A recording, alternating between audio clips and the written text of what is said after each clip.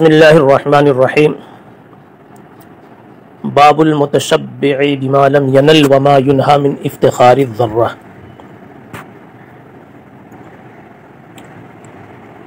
بیان اس شخص کا جو ظاہر کرے ایسی چیز جو اسے حاصل نہیں ہے، اور بیان اس بات کا کہ سوکنوں کو جلانے کی غرض سے ان پر فخر کرنے کی ممانعت وارد ہے۔ اس سبق میں اور اس باب میں دو جزو آپ کے سامنے ہیں۔ المتشبع بما لم ینل، یہ جزو اول ہے۔ وما ینہا من افتخار الذرہ، یہ جزو ثانی ہے۔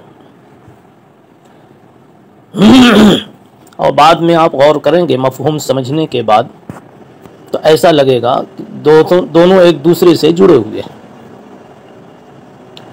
المتشبع، تشبع یتشبع تشبعا، شبع یشبع شبعا،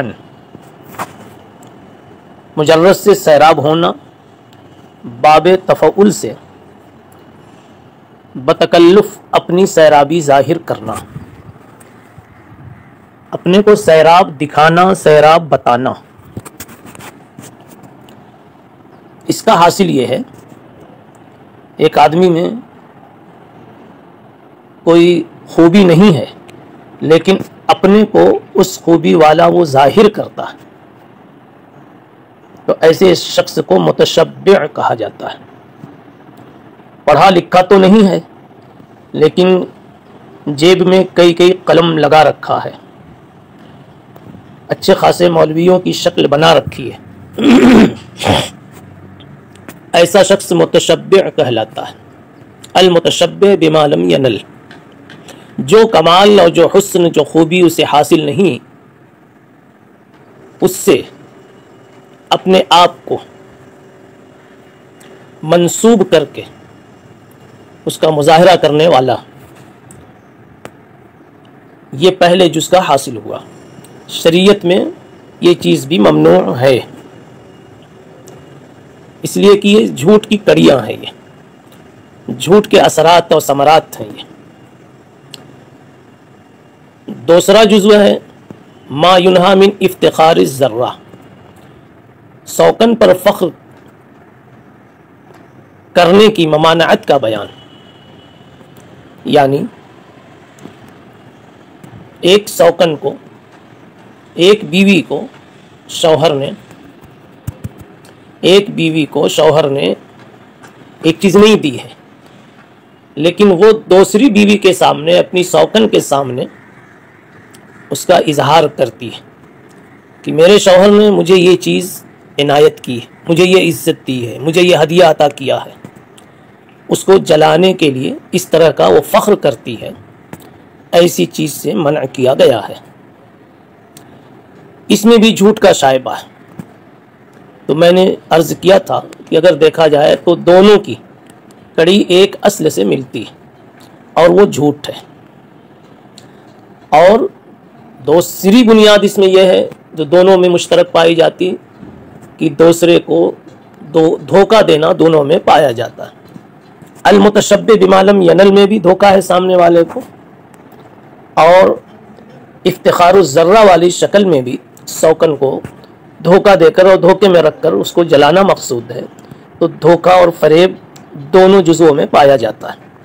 اب حدیث کی روح یہ نکلی کہ اس طرح سے غیر حاصل شدہ کمال کو ظاہر نہ کیا جائے، نمبر دو کسی کو جلایا نہ جائے۔ یہ باب کا حاصل بتایا جا رہا ہے کہ غیر حاصل شدہ کمال کو اپنی طرف منسوب نہ کیا جائے، دوسرے کو جلایا نہ جائے، دھوکہ نہ دیا جائے، جھوٹ سے کام نہ لیا جاوے۔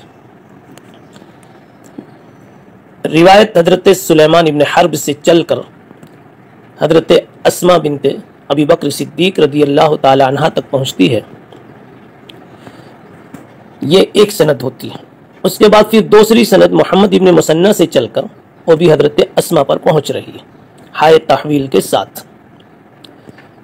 حضرت اسما کا کہنا ہے کہ ان امرأۃ قالت یا رسول اللہ ان لی ذرۃ فہل علی جناح ان تشبعت من زوجی غیر الذی یعطینی، یا رسول اللہ میری ایک سوکن ہے، تو کیا میرے لیے یہ گناہ کی بات ہے کہ میں ظاہر کروں اپنی شوہر کی جانب سے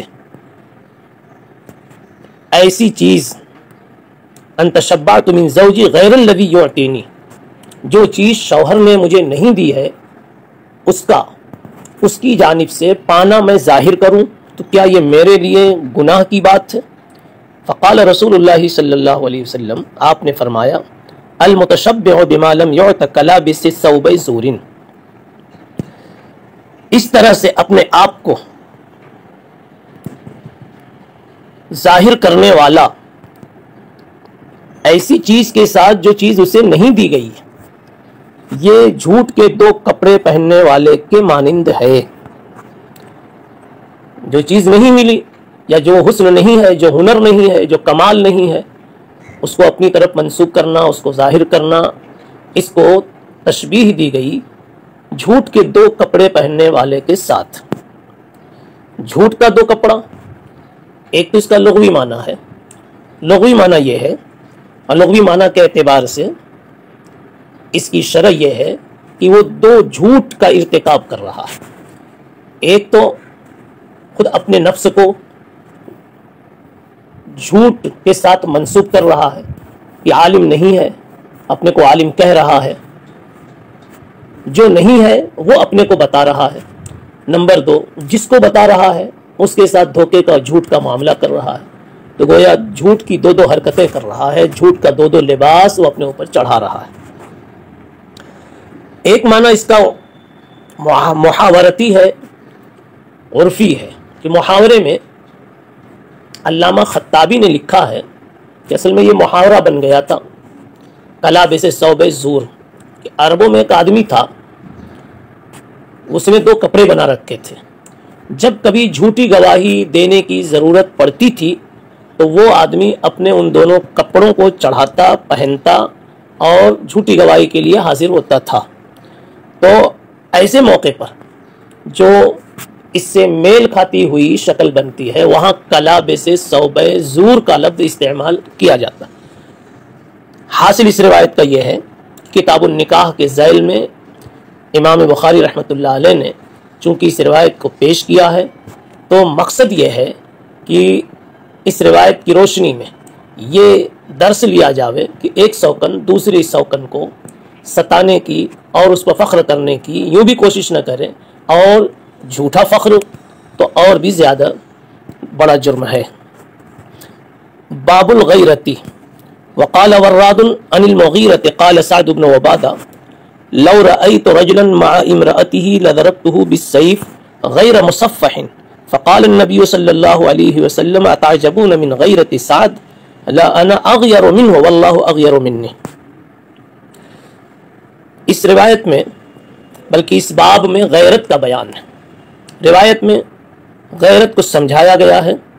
غیرت کسے کہتے ہیں؟ غار یغار غیرتن، اس کا معنی ہے غیر ہو جانا، حالت کا بگڑ جانا، بدل جانا۔ آدمی کہتا ہے اس کی بات سن کر میری حالت غیر ہو گئی۔ معنی اس کا جو مراد ہے وہ یہ ہے کہ آدمی اپنی عزت نفس کے خلاف کوئی چیز دیکھے اور پھر اس میں جو نئی کیفیت پیدا ہو، غصے کے قریب اس کی حس تیز ہو جاوے، احساس اس کا بڑھ جاوے، اس کو کہتے ہیں غیرت۔ اس کی یہاں پر وضاحت حضرت سعد بن عبادہ رضی اللہ تعالیٰ عنہ کے قول سے بہت اچھی ہو رہی ہے۔ حضرت سعد بن عبادہ رضی اللہ عنہ فرماتے ہیں لو رأیت رجلا مع امرأتی، میں اگر کبھی اپنی بیوی کے ساتھ کسی مرد کو دیکھوں تو میں اس کو مار ڈالوں گا تلوار سے کی دھار سے، میں اس کو تلوار کی دھار سے مار ڈالوں گا۔ یعنی یوں فرمایا کہ مجھے اتنی غیرت آئے گی اور میری حالت اتنی بگڑ جائے گی اور اس قدر غصہ آئے گا کہ میں بالکل اس کو بخشنے کے لیے تیار نہیں ہوں گا۔ بالسیف غیر مصفح، غیر مصفح اس تلوار کی سیف کی حالت کا بیان ہے۔ مصفح کہتے ہیں چوڑی چیز کو، غیر مصفح کا مطلب یہ ہے کہ تلوار کو اس کی چوڑائی سے نہیں، تلوار جو چلاؤں گا تو اس کی چوڑائی والا حصہ نہیں چلاؤں گا، بلکہ اس کی دھار اس پر استعمال کروں گا، یعنی بہت جلد اس کو اور پوری سزا دے دوں گا میں۔ فقال النبی صلی اللہ علیہ وسلم، نبی پاک صلی اللہ علیہ وسلم نے حضرت سعد کے متعلق فرمایا اس قسم کے جملے سن کر کہ اتعجبون من غیرت سعد، تم کو سعد کی غیرت پر تعجب ہوتا ہے؟ لأنا اغیر منہ، سعد سے زیادہ غیرت مند میں ہوں، اور اللہ مجھ سے بھی زیادہ غیرت مند ہے۔ یعنی سعد نے جب یہ دیکھا کہ میری حریم خانہ پر کسی نے حملہ کیا، کسی نے دست درازی کی، تو سعد کی غیرت نے برداشت نہیں کیا، تو میں بھی اگر دیکھوں میری حریم خانہ پر میرے ساتھ کچھ ایسی بات پیش آئی تو میں تو سعد سے بھی زیادہ اپنے اندر میں غیرت رکھتا ہوں۔ اور اللہ کا معاملہ یہ ہے کہ اللہ جب بندوں کو کسی حرام کام میں مبتلا دیکھتے ہیں تو اللہ کی غیرت تو سب سے زیادہ ہے، اس لیے اللہ کی غیرت بہت ہی زیادہ تیز ہو جاتی ہے۔ آپ نے فرمایا اتعجبون من غیرت سعد لانا اغیر منہ واللہ اغیر منی۔ یہاں سے یہ بات سمجھ میں آتی ہے ہر کلمے والے میں غیرت کا ہونا مستحسن ہے۔ غیرت غصے سے بہت قریب ایک طبعی صفت ہے جس کو ہر انسان اسی روایت کی روشنی میں سمجھ سکتا ہے، سعد ابن عبادہ کے قول کی روشنی میں بھی اچھی طرح اس کو محسوس کر سکتا ہے۔ وبه قال حدثنا عمر بن حفص قال حدثنا ابي قال حدثنا العامش عن شقيق عن عبد الله عن النبي صلى الله عليه وسلم قال ما من احد اغير من الله من اجل ذلك حرم الفواحش وما احد احب اليه المدح من الله۔ نبی پاک صلی اللہ علیہ وسلم نے فرمایا اللہ تعالیٰ سے بڑھ کر کوئی غیرت والا ہو ہی نہیں سکتا، سب سے زیادہ غیرت اللہ میں ہے، اسی وجہ سے تو اللہ نے حرام چیزوں کو حرام بنایا، یعنی اللہ تعالیٰ کو جو چیزیں ناپسند تھی، مکروہ اور فواحش کی قبیل سے جو چیزیں تھیں، اللہ نے ان کو حرام اسی لیے کیا کہ اگر کوئی اس کا ارتکاب کرے تو اللہ کو وہ چیز پسند نہیں ہے۔ وما احد احب الیہ المدح من اللہ، اور اللہ سے بڑھ کر کے اگر کوئی کسی کی تعریف کرتا ہے تو حق تعالی شانہ کو کبھی بھی یہ چیز پسند نہیں آ سکتی ہے، اور خود اللہ کی تعریف کرتا ہے تو اس سے زیادہ کوئی چیز اللہ کو پسندیدہ نہیں۔ وما احد احب الیہ المدح من اللہ۔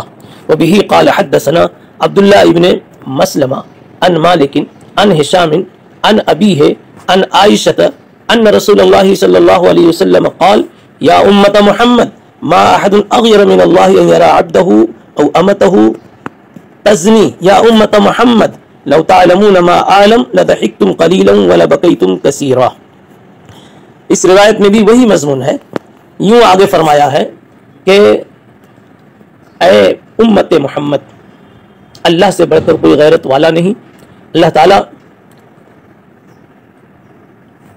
کسی کو بھی اپنے بندے یا بندی کو اس حال میں دیکھنا پسند نہیں کرتا کہ وہ زنا میں مبتلا ہو۔ اے امت محمد لو تعلمون ما اعلم لضحکتم قلیلا ولبکیتم کثیرا، اگر تم کو معلوم ہو جائے وہ جو میں کچھ جانتا ہوں تو تمہارا ہنسنا کم ہو جائے اور رونا زیادہ ہو جاوے۔ اس میں بھی وہی مضمون ہے کہ اللہ سارے جہان کے لوگوں سے اور غیرت مندوں سے زیادہ غیرت مند ہے۔ آنے والی روایت میں بھی یہی بات ہے، حضرت اسماء بنت ابی بکر کہتی ہیں کہ انہوں نے خود سنا رسول اللہ صلی اللہ علیہ وسلم کو فرماتے ہوئے لا شیء اغیر من اللہ۔ اس کے بعد والی روایت حضرت ابو ہریرہ رضی اللہ تعالی عنہ سے آ رہی ہے جس میں تحویل سند کے ساتھ ابو ہریرہ ہی پر پہنچ کر یہ مرفوع روایت ہمیں مل رہی ہے کہ نبی پاک صلی اللہ علیہ وسلم نے ارشاد فرمایا ان اللہ تعالی یغار وغیرت اللہ ان یأتی المؤمن ما حرم اللہ۔ اللہ تعالی غیرت والے ہیں، غار یغار غیرتن، اللہ تعالی کو غیرت آتی ہے، اور اللہ کی غیرت کا حاصل یہ ہے کہ بندہ اور اللہ کی غیرت یہ ہے کہ بندہ ایمان والا اللہ کی حرام کردہ چیز کا ارتکاب کر بیٹھے، یعنی اس وقت اللہ تعالیٰ کا غصہ اور اللہ تعالیٰ کا غضب سامنے آتا ہے اور اللہ تعالیٰ کی حالت میں ایک غیر معمولی تبدیلی آتی ہے اور حق تعالیٰ شانہ بندے پر ناراض ہوتے ہیں. یہ ہے اس کا حاصل. یاد رہے کہ جب غیرت کا اطلاق یا کسی بھی ایسی صفت کا اطلاق بندے کے لیے ہوتا ہے تو اس کا معنی وہی ہوتا ہے جو اس کے لغوی معنی سے اس کی مراد متعین ہوتی ہے، اس لیے کہ بندے کے ساتھ اس کا انطباق ممکن ہوتا ہے. لہذا کسی چیز کو متاثر ہو کر، کسی چیز سے، کسی منفی سے متاثر ہو کر کے غیر ہو جانا، بدل جانا، یہ تو بندے کی صفت ہے. اس اعتبار سے غیرت اس معنی کر کے بندے کی صفت ہے. اور اللہ تعالیٰ کے لیے جب یہ الفاظ بولے جائیں یا اس طرح کے اور الفاظ جن کا انتساب و انطباق ذات باری تعالیٰ کے ساتھ مناسب نہ ہو تو وہاں اس کی غایات مراد ہوتی ہیں. ان اللہ تعالیٰ یغار و غیرت اللہ میں یہی چیز مراد ہے. اب غایات یہ ہوگی کہ بندہ جب ایسا کام کرتا ہے جو اللہ کو پسند نہیں ہے، اللہ کو غصہ آتا ہے، تو غصہ آنے کا مطلب غصے کا جو پھر انجام ہوتا ہے وہ انجام بندوں کے کو پیش آتے ہیں اللہ تعالیٰ کی طرف سے. سبحان اللہ و بحمدہ. سبحان